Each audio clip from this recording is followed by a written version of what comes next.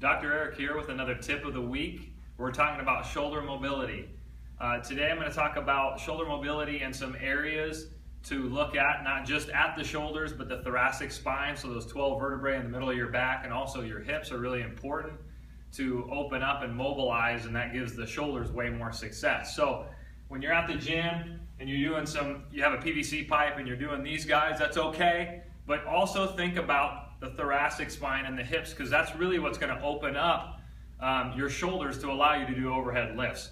So a couple exercises that I really like for that are just the traditional sort of overhead, rock and reach, side to side, transverse plane, and frontal plane, side to side.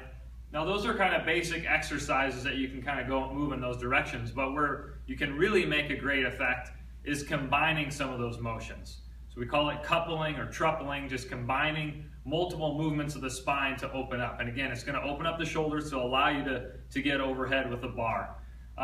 So one, we can go sagittal plane with one arm and transverse with another. So we can combine this motion. We can do a rotation and a side bend at the same time.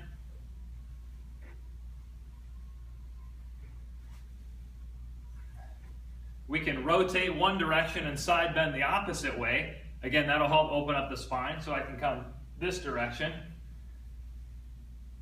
And again, that'll create a lot more freedom in your cage. So when you're overhead, the shoulders get a lot more clearance. So again, when you're thinking about the shoulders, don't just think in the shoulder girdle, but think thoracic spine, think hips, to really open up to get nice and wide on your lifts.